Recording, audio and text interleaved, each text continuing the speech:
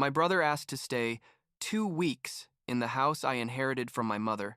Now he and his pregnant wife demand that I move out because they need the space. But when I discovered he lied to them saying the house was his, I legally evicted them and they'll never forget the lesson. I'm 38 years old, work as a sales manager at a tech company, and I need to tell this story because there are still people in my family who think I'm a monster for what I did.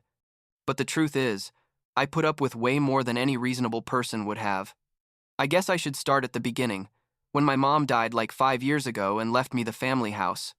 It was a 3-bedroom house in a pretty good neighborhood, nothing fancy but decent, and she specifically left it to me in the will, not to my half-brother Connor, and that already tells you something about how she saw things. Connor has always been the type of person who can't keep anything stable in his life. You know, jobs that last 2 months max, relationships that blow up out of nowhere, always borrowing money he never pays back. He's like 3 years younger than me, so he must be 35 now, and he's been like this since we were teenagers. My mom constantly helped him, paid his rent when he couldn't, bought him food, and I always told her mom, "You're making it worse by giving him everything," but she wouldn't listen because he was her baby or whatever. When she died, Connor showed up at the funeral with some new girlfriend I didn't even know. Stayed like 2 hours. He didn't help me with the legal paperwork, didn't help me clear out mom's house, nothing. I took care of everything while working full-time and dealing with my own grief. The thing is, like 2 years after mom died, Connor calls me on a Tuesday at 11 at night, literally, and tells me he just got evicted from his apartment because he didn't pay rent for 3 months. He was living with that girlfriend I saw at the funeral, but apparently she kicked him out too because, I quote, "I can't keep supporting a freeloader." I was tired, had just gotten back from a work trip, and Connor was there on the phone basically begging, saying he just needed a place for 2 weeks, a month tops, until he got a new job and could afford an apartment. And I, like an idiot, thought, well, he's my brother. Mom would have wanted me to help him. The house has 3 bedrooms and I only use one. So I told him, okay, but only temporarily. Connor arrived the next day with 2 suitcases and lots of promises. He was going to look for work immediately. He was going to help with the house expenses. He was going to be responsible this time. All the speech I'd heard 1,000 times before, but wanted to believe was true. The first 2 weeks were okay, I guess. He slept in the guest room, cooked occasionally, and it seemed like he was really sending out resumes. But then he started bringing over his new girlfriend, Stephanie, and that's when things started getting weird. Stephanie was like 28 years old, worked part-time at a clothing store, and from the first day I met her, I had this feeling that something was off about her. She was super sweet when Connor was around, but when he wasn't, she looked at me like I was a nuisance in my own house. At first, she only came on weekends, then she started staying during the week, and before I knew it, she basically lived there too. She used my washer, my dryer, cooked in my kitchen and left dirty dishes for days, showered for 40 minutes using up all the hot water, and Connor said nothing, just laughed like it was adorable. Like 4 months went by and Connor still had no steady job. He'd had 2 jobs during that time, one at a warehouse that lasted 3 weeks because, according to him, the boss was a jerk, and another in customer service that he quit because the hours didn't work for him. I asked him several times when he was planning to move out, and he always had a new excuse. That he was waiting to get paid from a freelance job, that he had a super promising interview next week, that he just needed a little more time. And I, like a complete idiot, kept saying, okay, a little more then. Then Stephanie got pregnant. I found out because one day I came home from work and the 2 of them were in the living room with a bottle of cheap champagne celebrating, and Connor tells me, "Bro, you're going to be an uncle." Like this was amazing news and not another sign that my brother had no idea how to handle his life. Stephanie was super excited, already talking about names and how they were going to decorate the baby's room. And I was just thinking the baby's room? In my house? But I didn't say anything at that moment. Because I didn't want to be the bad guy who ruins the pregnancy celebration. What happened next was that suddenly they started acting like the house was theirs. Stephanie moved furniture without asking me, started buying things to decorate, literally came home one day with new curtains for the living room and hung them without telling me anything. When I asked her what she was doing, she said, "Oh, I'm just making this place feel more like a home with this sweet little voice that gave me goosebumps. And Connor was just there smiling, like everything was perfect. They decided to get married when Stephanie was like 3 months pregnant. It was a small courthouse wedding. I went because, well, he's my brother. And afterwards, they had a dinner at the house, at my house, and invited a bunch of their friends I didn't even know. Stephanie was telling everyone how grateful they were to have such a nice house to start their life together, and I just stood there thinking, wait, what? But again, I didn't say anything, because everyone was happy, and I didn't want to seem like the bitter brother who can't be happy for them. After the wedding, Stephanie officially moved in. She didn't ask me. She just started bringing more and more stuff until the guest room was completely full of her clothes, her shoes, her makeup products that cost more than my monthly electric bill. The third bedroom, which had been my mom's sewing room, and I basically used as an office, suddenly became the baby's room. Stephanie bought a crib, a changing table, painted the walls yellow without asking me, and when I told her, hey, we need to talk about this, she looked at me like I was a lunatic and said, but we're having a baby. Where else are we going to put their stuff? Things got worse and worse. Stephanie quit her job when she was like 5 months pregnant because she was too tired. So now, not only was Connor not working, but she wasn't either. And I was paying for absolutely everything. Electricity, water, internet, food, everything. I tried to talk to Connor several times, told him, bro, this can't continue like this. You need to find a job. You guys need your own place.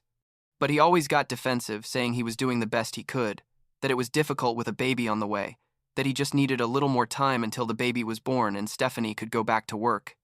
Then came the day that basically changed everything.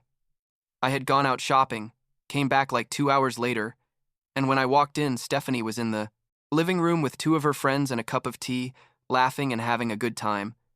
She saw me come in and suddenly her face changed, got all serious, and she tells me with this super cold tone we need to talk.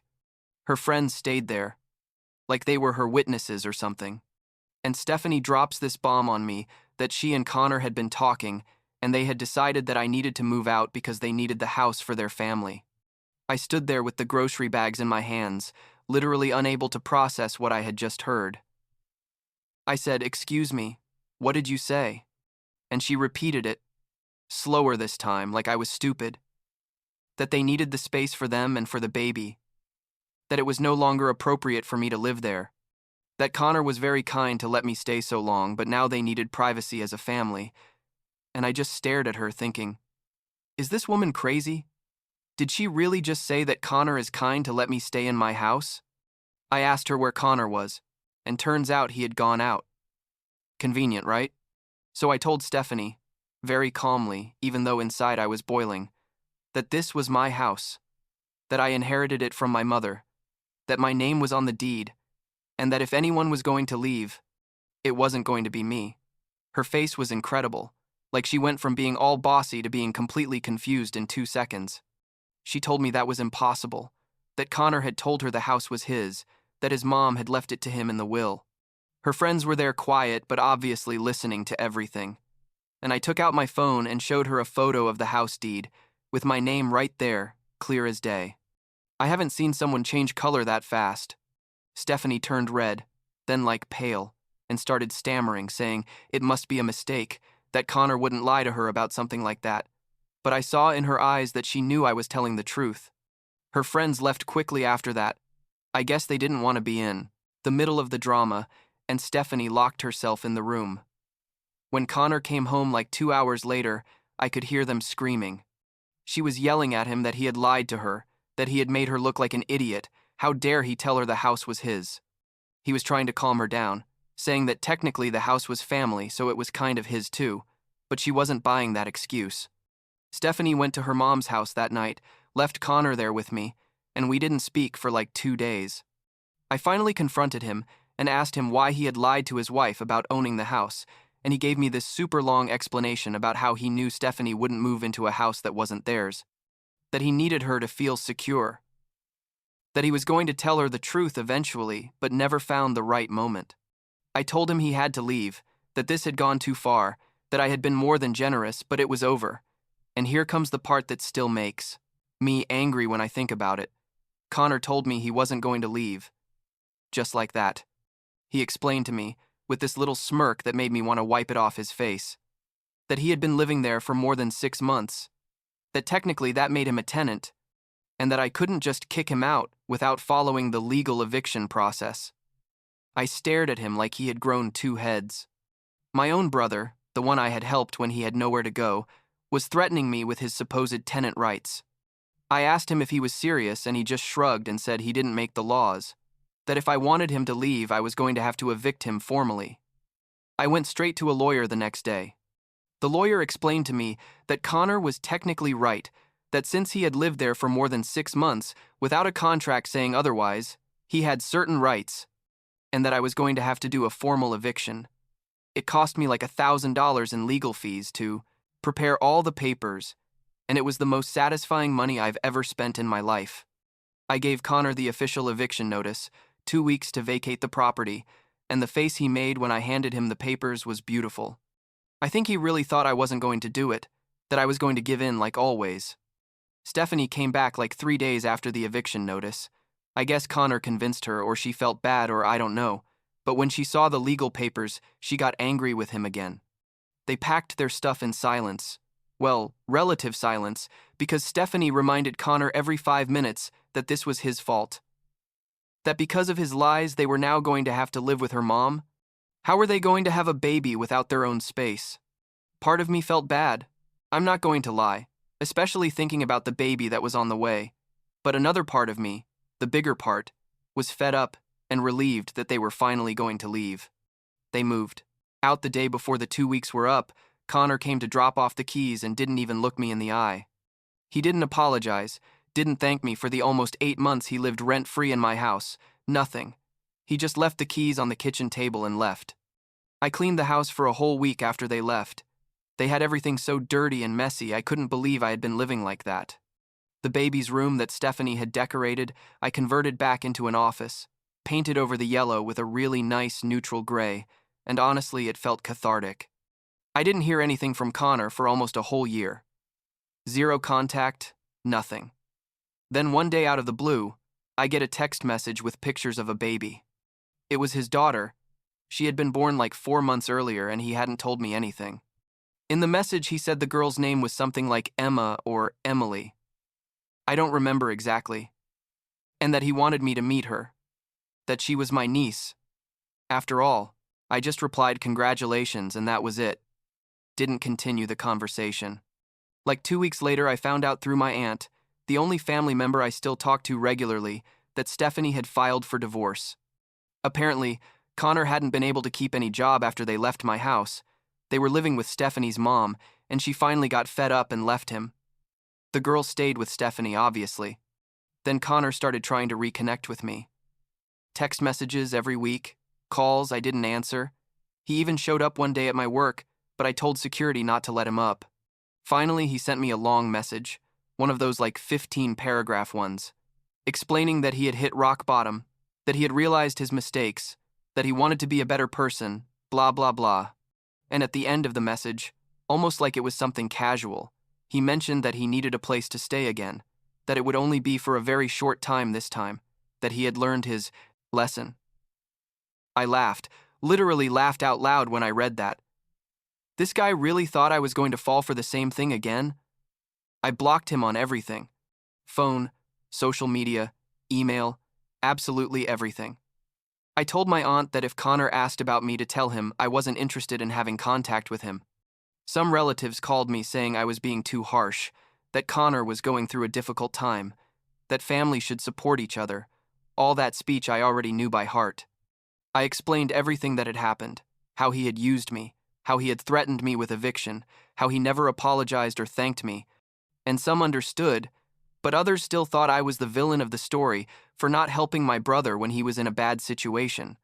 It's been like 2 years since I blocked him, and I haven't heard anything from him directly.